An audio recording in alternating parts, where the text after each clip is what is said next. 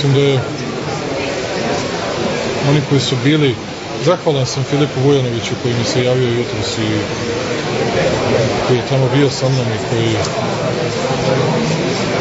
se nije sklanjao od mene, iako je video i čuo sve poruke i sve drugo. Dakle, što se tamo zbivalo, to jeste bilo teško, ali je vreme da to prevaziđemo i zato ću uputiti pismeno kojim ću pozvati trojicu članova predsjedništva, jer mi moramo da razgovaramo i želim da razgovaramo i na kraju krajeva ne postoji ništa drugo što bi moglo da bude važnije, što bi moglo da bude preče od razgovora, jer mi moramo da imamo mir i stabilnost u regionu i da biste mogli da pričate o mikrofinansiranju, da biste mogli da pričate o rastu, da biste mogli da pričate o smanjenju fiskalnog deficita, mi moramo da imamo stabilnost. Ako nemamo stabilnost, ništa od toga, to je preduslov za uspešniju, bolju ekonomiju i za bolji životni standard naših građana. Mislim da to ljudi razumeju i da neko drugi želi, mi svi zajedno nemamo izbora, a ja želim i uložit ću ogromnu energiju da nastavimo da radimo zajedno, da nastavimo da sarađujemo, da strasti iz prošlosti ostavljamo po strani i meni je drago zbog jedne stvari, a to je da vidim da polako ali sigurno razum pobeđuje na svim stranama i da polako ljudi dobro razumeju šta su greške svakog od nas i šta je ono što je zajednički pozvao da dođemo u Srebrenicu. On mi je garantovao bezbednost. On nije došao ni da se rukuje sa mnom. Ja ne govorim o, ne znam, krivično pravnim posljedicima, ne znam čemu, ja govorim o ljudskim gestovima. Mene ovo drugo, kako bih vam rekao, ne interesuje, to je posao nadležnih organa Bosne i Hercegovine, Republike Srpske, ne znam koga već. Za mene je samo bilo pitanje, kao što sam to recimo rekao i Davutoglu, da 3 puta ste me pozivali pre toga da dođem u Srebrenicu. Pa jedva ste dočekali da vas pomere u prvi red, da bih ostao s vašim sekretaricom u drugom redu, ne bih li bio ponižen i tako dalje. Što mi nije bio takođe problem, ja sam opet to izdržao i ponašao se sve na način na koji mi je domaćin, na koji mi je momak iz protokola govorio, gde mi je on govorio, kako mi je on govorio.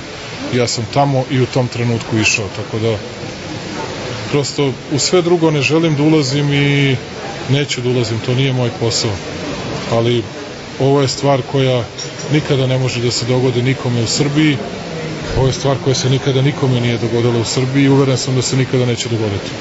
A moje goste iz Bosne i Hercegovine dočekaću, kao što rekoh, sa hlebom i solju i bit će primljeni na najbolji mogući način, niko neće popreko da ih pogleda, a kamoli da im zviždi, a kamoli da viče neke poruke protiv njih ili ne daj Bože da ih fizički ugrozi. Za one koji su bili znaju da je tu nedostajalo 5 ili 6 sekundi, posebno u tom donjem delu koji vi niste na snimku mogli ni da vidite, gde su nasrtali i pesnicama i nogama i gde smo bili najbliže, tako da a svi oni su bili tu, niko se nije popeo. Zamislite se to dešava mom gostu ovde. Ja bih se zaleteo da ga branim. I svi to znate. To je nemoguće, to prosto nezamislivo. Ja moram da priznam da je to stvar koju u ljudskom smislu sam teško podneo. Sve drugo zaboravite, ne zameram ništa. Stvaranje atmosfere nesumnjivo. I to, i Naser Orić, i sve što se dešavalo neposredno pre toga. I samo je to imalo veze sa stvaranjem atmosfere, ali za stvaranje te atmosfere je takođe neko odgovoran.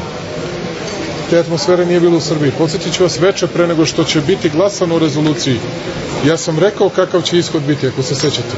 I rekao sam da rezolucija neće biti usvojena. I rekao sam da to nije pobeda Srbije i nije pobeda Srba. Pokušavajući da umirim strasti u regionu. Nisam se uopšte izjašnjavao o pravnoj kvalifikaciji dela u Srebrenici. Nikada.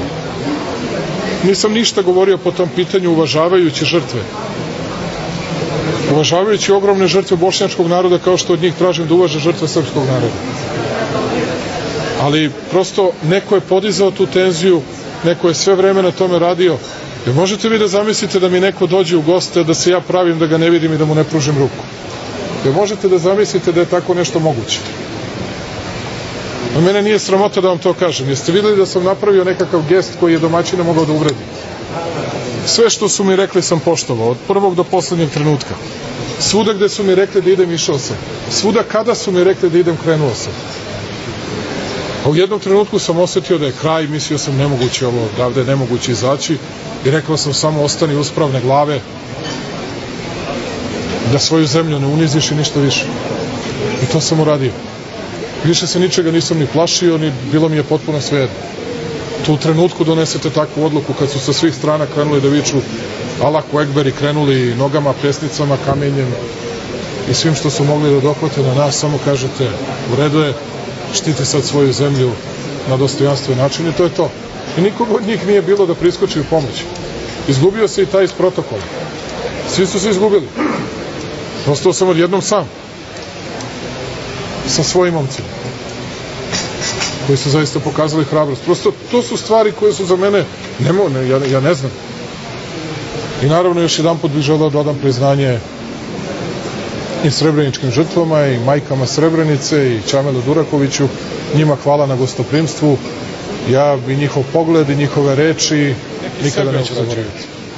A Srbiju ne ograđuju. Srbija je otvorena zemlja, u Srbiju je svako dobro došao, u Srbiji gotovo da nema granica, Srbija je sigurna zemlja i za Nemačku i za druge evropske zemlje. Srbija svoj posao sa migrantima svih boja iz različitih zemalja, dakle sa Bliskog istoka i Severne Afrike prima, koji preko Grčke najvećim delom dolaze, prima na najbolji mogući način i ja mislim da ću sutra ići, sutra ili narednih dana u Preševo, gde ću i da posetim i njih, da ćemo da otvorimo porodilište. Mi svoj posao radimo i možete da se stidite uvek samo sopstvenih poteza, a ne možete da se stidite tuđih poteza. Prosto ja mislim da se Srbija ponašala pristojno, normalno. Srbija ne želi da ruši ni svoje odnose sa Mađarskom, ali ja mislim da je ponašanje Srbije da će biti sa Viktorijom Nuland će biti nesumnjivo sva pitanja regionalne stabilnosti, plus energetski sektor, plus naše bilateralne teme od Bitićija pa nadalje. Dakle, ko što ja ništa ne krijem, sve vam kažem. Sve teške teme bit će na stolu.